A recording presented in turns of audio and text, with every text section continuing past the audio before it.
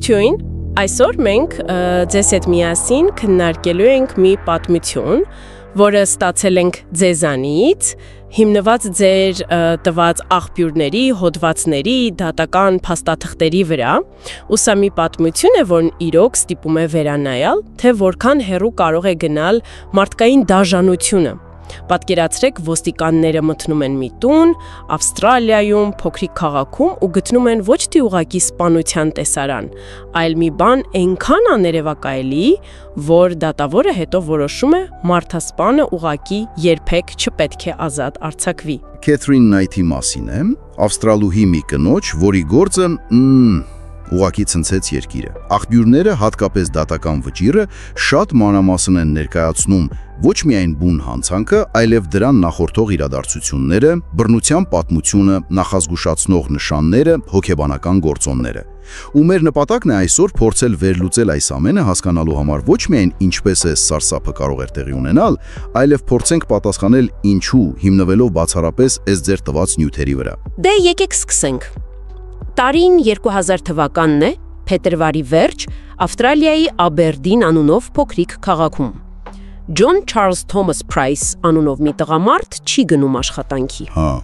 Ու նրա գործընկերները անհանգստանում են։ Ինչու՞։ Որովհետև նա իրենց նախկինում մի բան էր ասել, որից հիմա ուղղակի սարսուռ է առաջացնում, եթե ես երբևէ անհետանամ, իմացեք Քեթրինն է ինձ սպանել։ Այո, ու սա ուղղակի խոսքեր չեն եղել, սա ողբերգական կանխատեսում էր փաստորեն։ Ճիշտ այդպես։ Հաջորդ առավոտյան արդեն մարտի 1-ին, երբ նա էլի չի գնում աշխատանքի, գործընկերներն արդեն զանգում են ոստիկանություն։ Ոստիկանները գալիս են Փրայսի տուն ու հայտնաբերում են մի տեսարան, որը փաստաթղթերում նկարագրվում է որպես սարսափազդու։ Ինչ են գտնում։ Ջոն Փրայսի մարմնի վրա առնվազն 37 դանակի հարված, թե առջևից, թե թիկունքից։ Սա, գիտես, ուղղակի հարձակում չի, սա մոլեգնություն է։ 37 անգամ։ Աղբյուրները նշում են, որ վերքերը շատ խորն են եղել, կենսական օրգաններ են վնասվել, աորտա, թոքեր, լյարդ, ամեն ինչ։ Այո, ամեն ինչ։ Եվ արյան քանակը, ամբողջ տեղը արյուն է եղել, լճակ միջանցքում, պատերին շաղ տված։ Սա խոսում է երկարատև դաժան պայքարի մասին։ Ապացույցները արյան հետքերի դիրքը ցույց է տվել, որ ամեն ինչ սկսվել է, երբ Փրայսը դեռ անկողնում է եղել։ Այսինքն քնած ժամանակ են արձակվել։ Հավանաբար, կամ գոնե պարկած է եղել։ Հետո նա փորձել է փախչել։ Հետքերը ցույց են տալիս վերեկացել, գնացել է Միջանցք, որտեղ էլի են հարվածել։ Այս անգամ թիկունքից։ Սարսափելի է։ Հասել է մինչև մուտքի դուռը, նույնիսկ բացել է։ Կարող է մի պահ դուրս էլ է եկել, բայց հետո կամ հետ են քաշել, կամ ինքն է հետ եկել ու ընկել է Միջանցքում, ու անտեղ էլ մահացել է։ Բայց սա, ինչպես ասում են, դեռ սկիզբն էր։ Ամենասարսափելին տեղի է ունեցել նրա մահից հետո։ Այստեղ է, որ գործը դառնում է ուղղակի աննախադեպ։ Հենց այդպես։ Նրա մահից որոշ ժամանակ անց, մինչ մարմինը դեռ Միջանցքում էր, Քեթրին Նայթը նա տարիներ շարունակ սպանդանոցում էր աշխատել, մսագործի հմտություններ ուներ, քարշ է տալիս մարմինը հյուրասենյակ։ Սպանդանոցում էր աշխատել, հա։ Այո։ Ու այնտեղ դատական փաստաթղթերն ասում են զգալի հմտությամբ եւ ակնհայտորեն հաստատուն ձեռքով մաշկազերծել է Փրայսի մարմինը։ Մաշկազերծել ամբողջությամբ։ Գրեթե գլխից մինչև ոտքեր մեկ ամբողջական կտորով։ Միակ տեղը, որ թողել էր ձախ կրծքավանդակի վերին մասն էր։ Այն որտեղ սպի կար, չէ։ Նախկինում ինքն էր դանակահարել։ Ճիշտ այդպես։ Կարծես ինչ-որ, չգիտեմ, հիվանդագին սիմվոլիկ ժեստ լիներ։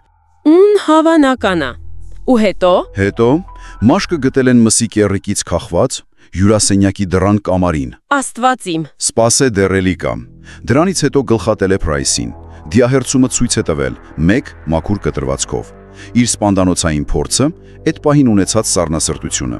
Նաև կտրել է հետույքի մասեր։ Սա ուղակի բառեր չկան։ Ու այդ կտրած մասերով ինչ է արել։ Այստեղ արդեն ուղակի մտքից դուրս բան է։ Գլուխը դրել է կաթսայի մեջ, բանջարեղենի հետ ու եփել։ Իսկ հետույքի կտորները տապակել է ջեռոցում էլի բանջարեղենի հետ։ Ոչ։ Հա, ու այս ճաշատեսակները դրված էին ափսեների մեջ յուրաքանչյուրի վրա Փրայսի երեխաներից մեկի անունով գրություն։ Իրենց հոր մնացորդներն էր ուզում մատուցել, սա հասկանալ հնարավոր չէ։ Երբ ոստիկանությունը հասել է, Նայթին գտել են կիսը անգիտակից դեղեր խմած Փրայսի անդամահատված մարմնի կողքին։ Ասում են, փորձառու ոստիկաններն անգամ ստիպված են եղել հոգեբանական արձակուրդ վերցնել այդ տեսարանից հետո։ Չէ առաջանում, ինչպես կարող է մարդը հասնել այս աստիճանի դաժանության։ Աղբյուրները, որ դուք տվել եք, բավականին մանրամասն ներկայացնում են նրա անցյալը։ Կարծես թե բռնության օրինաչափությունները շատ վաղուց են սկսվել։ Հա, նրա կյանքի պատմությունը բավականին ծանր է։ Ծնվել է 55-ին, հայրը բռնի հարբեցող է եղել, ինքը Նայթը ասել է, որ մանկության տարիներին սեռական բռնության է ենթարկվել, բայց հետո դատարանում ասել են, որ այս պնդումների հավաստիությունը կասկածելի է, մանրամասներ չի հիշել։ Դպրոցը թողել է 15 տարեկանում, իսկ 16-ում արդեն գտել է, ինչպես ասում են, իր երազանքի աշխատանքը՝ սպանդանոցում։ Հա, ու այն դետալը, որ իր մասսագործական դանակները քաղել էր մարճակալի վերևում, հետադարձ հայացքով սա ուղղակի նախանշան է։ Սարսափելի։ Եվ այս բռնի հակումները դրանք դրսևորվել են նրա բոլոր հարաբերություններում։ Առաջին ամուսնու Դեյվիդ Քելեթի հետ հենց հարսանիքի գիշերը փորձել է խեղդել նրան։ Հարսանիքի գիշերը։ Այո։ Հետո էլ դանակով սպառնացել է, հագուստը վառել, մի անգամ էլ իրենց նորածին դստերը դրել է գնացքի ռելսերի վրա։ Աստվածիմ։ Երեխային բան չի եղել։ Բարեբախտաբար ոչ։ Իբր դավաճանության համար էր վրեժ խնդիր լինում։ Սա մեկուսացված դեպք չէր, ինչպես հասկանում եմ։ Բացարձակապես։ Հաջորդ զուգընկերոջ Դեյվիդ Սոնդերսի երկամսական դինգո շնիկի կոկորտն է կտրել հենց նրա աչքի առաջ, որպես սպառնալիք, թե ինչի ընդունակ։ Սա ահավոր է, իսկ Սոնդերսն ասում էր, որ նաև մկրատով է հարձակվել, չէ՞։ Այո, պնդում էր, որ այդպես է եղել։ Երրորդ զուգընկերոջ Ջոն Չիլինգվորթի հետ են հարաբերությունները լարված են եղել։ Թեև այնտեղ ֆիզիկական բռնության մասին քիչ է խոսվում, բայց ավելի շատ չարախինդ վրիժառու քայլերի մասին։ Այսինքն, մինչև Ջոն Փրայսը արդեն կար ձևավորված կրկնվող օրինաչափություն՝ բռնություն, վրեժխնդրություն, դաժանություն։ Փրայսի հետ սկզբում ոնց որ թե մի քիչ ավելի հարթ է եղել, բայց հենց որ նա մերժել է ամուսնության առաջարկը, ամեն ինչ վերսկսվել է։ Ու այստեղ շատ լավ երևում է նրա վրիժառու բնույթը, որի մասին դատարանն էլ է խոսել։ Այն դրվագը, երբ նա Փրայսին աշխատանքից հեռացնել տվեց։ Հա, գաղտնի նկարել էր, թե Փրայսն ինչպես է աշխատանքից ինչ-որ բաներ տանում ու ուղարկել էր տնօրենին։ Արդյունքում Փրայսին հեռացրել են։ Սա ցույց է տալիս հաշվարկված, սառը վրեժխնդրություն։ Նա նաև նախկինում արդեն դանակով հարվածել էր Փրայսին կրծքավանդակին։ Հենց այն հատվածում, որը հետո չէր մաշկազերծել։ Ճիշտ այդպես։ Այս ամենը բերում է մի շատ կարևոր հարցի, որը դատարանը հասկանում եմ շատ մանրամասն է քննել։ Սպանությունը նախապես ծրագրված էր, թե ոչ։ Նայթը պնդում էր, որ վեճի արդյունքում է եղել, բայց ապացույցները, որ դուք նշում եք աղբյուրներում, կարծես թե այլ բան են ասում։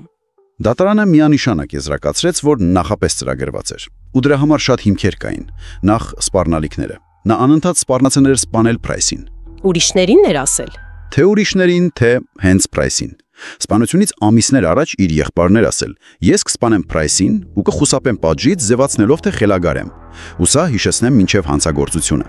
Նման բաներ ասել է նաև դստերը, ընկերոջ ներկայությամբ ուղիղ Փրայսի երեսին։ Եվ Փրայսն ինքը, նա մահուչափ վախենում էր։ Սա էլ է շատ կարևոր։ Նա իր վախերի մասին բոլորին էր ասել՝ գործընկերներին, հարևաններին, նույնիսկ ոստիկանությանը։ Հա, սպանությունից ընդամենը մի քանի օր առաջ փախել էր տնից, հարևանին ասել էր, նա գնաց մսագործի դանակի հետևից, ես դուրս եկա։ Ու նույնիսկ փորձել էր սահմանափակող որոշում ստանալ, չէ՞, AVO։ Հենց սպանության օրը։ Այո, հենց սպանության օրը դիմել էր պատմելով նախկին դանակահարության, սպառնալիքների մասին, այսինքն զոհը գոռում էր օգնության մասին։ Սարսափելի է։ Բացի ուղիղ սպառնալիքներից ու զոհի վախերից, Նայթի պահվածքն էլ նախորդող օրերին շատ կասկածելի էր։ Այն կապտուկները ցույց տալը, չէ՞։ Հա։ Մի վեճից հետո, երբ Փրայսը հարվածել էր նրան, իբր ի պատասխան նրա դանակի հետևից գնալուն, Նայթը բոլորին ցույց էր տալի կապտուկները։ Նույնիսկ բժշկի էր գնացել, որ գրանցեն։ Դատարանը սա նայեց որպես հետագա արարքի համար արդարացում ստեղծելու փորձ։ Խորամանկ քայլ եւ սպանության օրը, այն որ տեսախցիկն էր վերցրել երեխաներին, նկարել, հրաժեշտի նման խոսքեր ասել։ Հատուկ ընթրիք էր կազմակերպել, փոքր երեխաներին տարել թողել էր դստեր տանը առանց իրերի, տարբեր բացատրություններ տալով, ակնհայտ էր, որ չէր ուզում երեխաները տանը լինեն այդ գիշեր։ Այսինքն բոլոր նշանները կարծես թե ցույց են տալիս նախապատրաստում։ Հենց այս ամենի համադրությունն էլ թույլ տվեց դատարանին ու հոգեբույժներին, նույնիսկ պաշտպանության կողմից ներգրավված հոգեբույժին եզրակացնել, որ սպանության որոշումը կայացվել էր առնվազն մի քանի օր առաջ։ Իսկ նրա ամնեզիան ու ինքնասպանության փորձը, դրանք էլ մերժվեցին, չէ՞։ Այո, ամնեզիան համարվեց հարմար, այն որ հիշում էր անմիջապես առաջ տեղի ունեցածը, սեռական հարաբերությունը ու հետո տեղի ունեցածը, դեղեր խմելը ու բանկոմատից փող հանելը $1000 Price-ի հաշվից նրա մահից հետո։ Ճիշտ է։ Սա ցույց տվեց, որ ամնեզիա չկար։ Դա ուղղակի իր ծրագրի մասներ խելագար ձևանալու, ինչպես եղբորներ ասել։ Իսկ դեղերի քանակն էլ թերապևտիկ սահմաններում էր, այսինքն իրական ինքնասպանության փորձել չէր։ Լավ, այս ամենը մեզ բերում է հոգեբուժական գնահատականներին։ Աղբյուրներն ասում են, բոլոր փորձագետները համաձայնել են մեկ ախտորոշման շուրջ։ Սահմանային անձնային խանգարում, Borderline Personality Disorder, BPD։ Բայց ինչպես են բացատրել այս խանգարման դերը։ Սա շատ կարևոր է, նայր։ Թեև բոլորը համաձայն էին BPD ախտորոշման հետ, որը բնութագրվում է անկայուն հարաբերություններով, ինքնապատկերացմամբ, հույզերով, իմպուլսիվությամբ, ինչը տեսնում ենք նրա անցյալում։ Այո, բայց բոլորը նաև ընդգծեցին, որ այս ախտորոշումը ինքնին չի բացատրում կամ մեղմացնում կատարվածի ծայրահեղ դաժանությունը, հաշվարկվածությունը եւ սադիզմը։ Այսինքն BPD-ն կարող է բացատրել զայրույթի պոռթկումները, անկայունությունը, բայց ոչ մաշկազրծումը, ոչ էլ այդ ճաշատեսակները պատրաստելու սառնասրտությունը։ Հենց այդպես, դոկտոր Դելաֆորսը օրինակ կարծում էր, որ սպանությունն ու մարմնի անարգունը նախապես ծրագրված վրեժխնդրության եւ այլասերված հաճույքի գործողություններ էին, բխող նրա կոպիտ բռնի ֆանտազիաներից։ Ֆանտազիաներից։ Հա, նա նաեւ նշեց, որ Նայթը հետաքրքրված էր դաժան տեսանյութերով։ Մեկը, որ կոչվում էր Resurrection, պատկերում էր գլխատում, մաշկազերծում, մարմինը կեռիկից քախել։ Զարմանալիորեն նման, ինչ ինքը արեց Price-ի հետ։ Սա նշանակում է, որ այդ մտքերը, այդ պատկերները նրա գլխում արդեն կային։ Այո, իսկ մյուս հոգեբույժը դոկտոր Միլթոնը էլ ավելի կտրուկ արտահայտվեց։ Նա ասաց, որ նրա խնդիրները հոգեբուժական հիվանդություն չեն, դրանք նրա բնույթն են։ Ուժեղ խոսքեր։ Նա պնդում էր, որ Նայթը հասկանում էր ինչ է անում։ Գիտեր, որ սխալ է, կարող էր վերահսկել, բայց ուղղակի անտարբեր էր հետևանքների նկատմամբ։ Բոլորը համաձայն էին, նա չափազանց վտանգավոր է հասարակության համար։ Զրո զղջում է ցուցաբերում, ու վերականգնման հեռանկարներ գրեթե չկան։ Նշվեց նաև, որ նա կարծես թե հաճույք էր ստանում իր արածից։ Եվ այս ամբողջ սարսափելի պատկերի հիման վրա դատարանը կայացրեց վճիռ, որը, ինչպես ասեցիր, պատմական դարձավ Ավստրալիայում։ Այո, դատավորը Օքիֆը, հաշվի առնելով ամեն ինչ, հանցագործության ծայրահեղ դաժանությունը, որակելով այն ամենավատ կարգի սպանություն, նախապատրաստված լինելը, Նայթի բռնության երկար պատմությունը, զղջման բացակայությունը, հասարակության համար մշտական անուղղելի վտանգը դատապարտեց նրանց մահ ազատազրկման առանց վաղաժամկետ ազատման իրավունքի։ Առանց վաղաժամկետ ազատման։ Ու դատավորը հատուկ նշեց, որ նրա փաստաթղթերի վրա պետք է գրվի երբեք չազատ արձակել։ Սա առաջին անգամ էր, որ Ավստրալիայում կին ստանում էր նման դատավճիռ։ Իսկ մեղմացուցիչ հանգամանքները, ուշացած մեղքի ընդունումը, BPD ախտորոշումը, դրանք հաշվի չառնվեցին։ Դատարանը դրանք քննարկեց, բայց մերժեց որպես մեղմացուցիչ հանգամանք։ Ուշացած խոստովանությունը չհամարվեց իրական զղջում, իսկ BPD-ն, թեև հաստատված, չնվազեցրեց նրա պատասխանատվությունը կատարվածի համար։ Դատարանն ասաց. այս դեպքն այնքան ծայրահեղ է, որ միայն առավելագույն պատիժն է համապատասխանում։ Մի խոսքով Քեթրին Նայթի պատմությունը, որը մենք վերլուծեցինք ձեր տված աղբյուրների հիման վրա, մեզ կանգնեցնում է շատ բարդ հարցերի առաջ։ Օրինակ, որքանով է մարդու դաժանությունը դժվար մանկության տեսած բռնության արդյունք, եւ որքանով է այն, ինչպես փորձագետներից մեկն էր ասել, ուղղակի նրա բնույթը։ Այո, այս աղբյուրները, դատական փաստաթղթերը, հոգեբուժական եզրակացությունները նկարագրում են մի մարդու, ում մոտ հոգեկան խանգարումը BPD-ն միահյուսվում է խորը նստած վրեժխնդրության, դաժանության հապվածության հետ,